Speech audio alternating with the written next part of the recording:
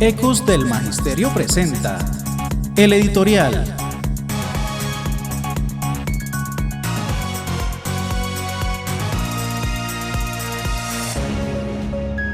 Rapidísimo, ¿no? En Ecos del Magisterio, hoy nuestro editorial queremos dedicarlo a aperturar lo que serán muchos conversatorios sobre el cuarto Plan Decenal de Educación. Queremos hacer un contexto histórico que nos permita a nosotros como docentes comprender cómo el cuarto Plan Decenal de Educación no surge de manera aislada, sino que esto hace parte de una planeación educativa que Colombia ha venido construyendo hace casi 3 décadas, ¿verdad? Este cuarto Plan Nacional de Educación 2026-2035 es la hoja de ruta de la educación colombiana para la próxima década. Queremos en Ecos del Magisterio hacer 2 emisiones. Una primera emisión historia de los planes decenales y nacimiento del cuarto Plan Nacional de Educación, y los 3 ejes estratégicos y las 20 rutas de transformación que usted podrá leerlas, por supuesto, en el documento de 150 páginas que se emitió desde el Ministerio de Educación Nacional.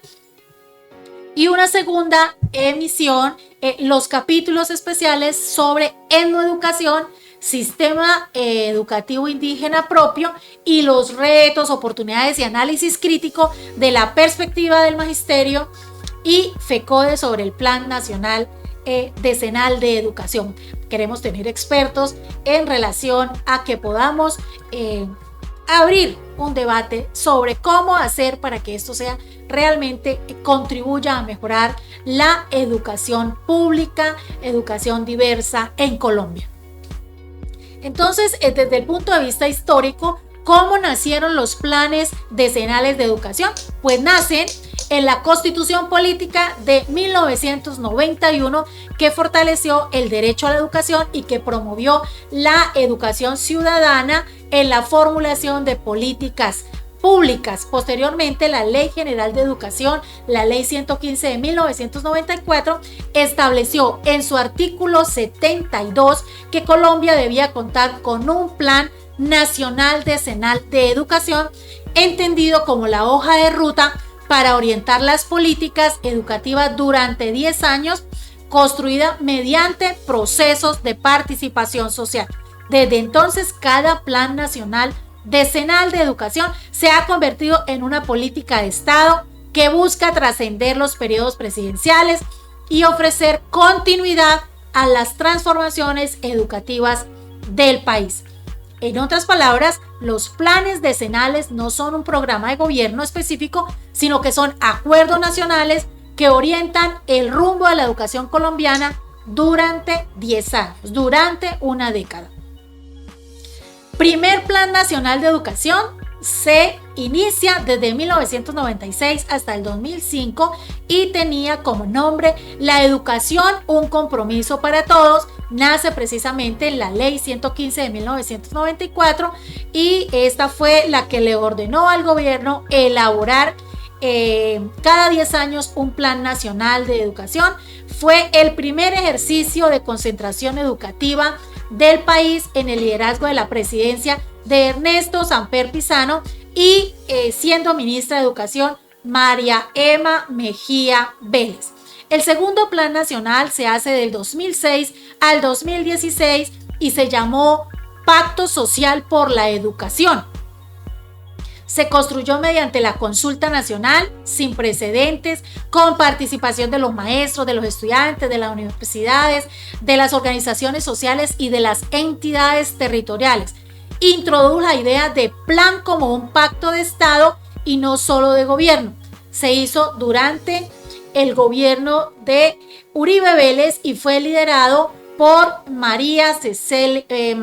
Cecilia María Vélez White como ministra de Educación. El tercer Plan Nacional estuvo desde el 2016 y termina en este 2026 y se llamó El Camino hacia la Calidad y la Equidad.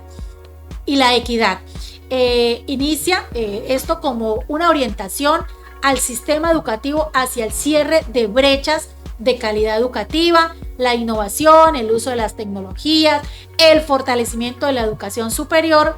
Se estructuró alrededor también de 10 años con desafíos estratégicos.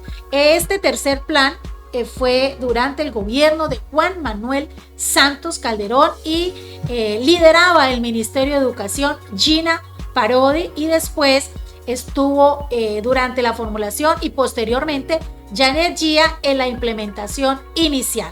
Y este cuarto Plan Nacional Decenal de Educación, repetimos, del 2026 y que se extenderá hasta el 2035, se llama Plan Nacional de Educación por el Derecho a la Educación. Es el resultado de un amplio proceso participativo denominado Mandato Colectivo por la Educación, que recoge miles de propuestas de las comunidades educativas, de las organizaciones sociales, de los pueblos étnicos, de las universidades, de los maestros, de las entidades territoriales, y apuesta a reconocer la educación como un derecho humano fundamental y eje de transformación social. Se hace en el gobierno de Gustavo Petro Urrego y liderado por el Ministerio de Educación Nacional, en este momento el ministro Daniel Rojas Medellín, con una muy amplísima participación social y territorial. Eso en la línea histórica de lo que ha sido la construcción de los planes decenales de educación.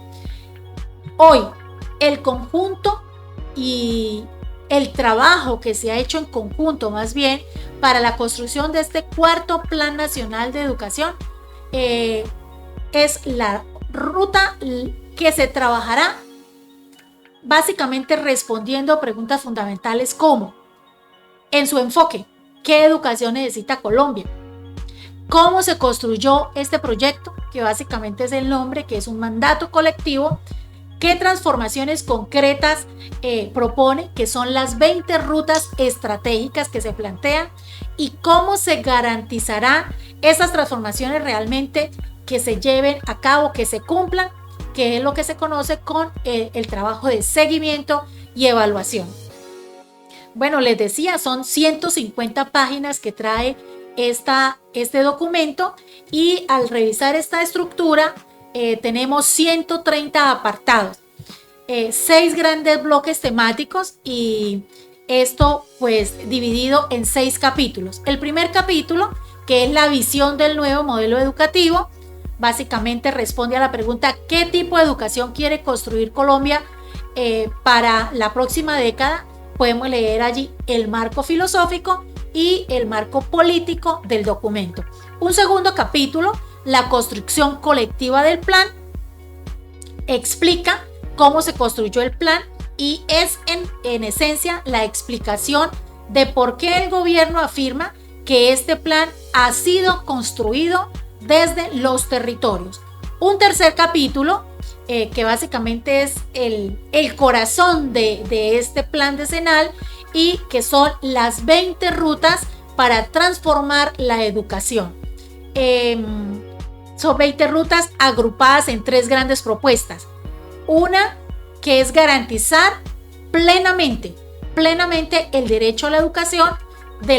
Lo podemos resumir o plantearlo desde la ruta 1 hasta la ruta 9. ¿Qué se pretende acá? Cómo todas las personas puedan estudiar en condiciones dignas durante toda su vida. Un segundo o un ítem B, que va de la ruta 10 a la ruta 17, que transformar lo que se enseña y cómo se aprende, ¿sí? Como una reestructuración, un nuevo render para la educación. Este segundo grupo cambia la mirada desde el acceso hacia el contenido de la educación. Este bloque propone que la escuela no solo transmita conocimiento, sino que contribuya a la transformación de las comunidades. Un tercer bloque, que sería desde la ruta 18 a la ruta 20, donde el plan reconoce que ninguna transformación será posible si no hay recursos suficientes. Es el componente que conecta las metas del plan con la sostenibilidad presupuestal. Tenemos un ítem en los capítulos 4 y 5 que básicamente es el reconocimiento de los sistemas educativos propios, que es como un plus de este plan para tener la oportunidad de reconocer los derechos de los pueblos étnicos, de desarrollar modelos educativos acorde a las culturas, a las lenguas, a los saberes y formar, tener el respeto por esas formas propias de organización. Y finalmente el capítulo 6 es cómo se va a verificar el cumplimiento de este plan. La intención es que este plan no sea únicamente una declaración de buenas intenciones, sino que pueda medirse y exigirse un autocumplimiento. En el próximo editorial de Ecos del Magisterio, entonces hablaremos de estos espacios, sobre todo lo que tiene que ver con etnoeducación y los retos y oportunidades y el análisis crítico. Los invitamos a que durante la próxima semana tengan acceso al documento. Ojalá vamos a dejarlo posteado ahí en nuestra página para que usted pueda ayudarnos, opinar, decir, enviarnos un mensaje que le gusta, qué opina del plan, del cuarto Plan Decenal Nacional de Educación.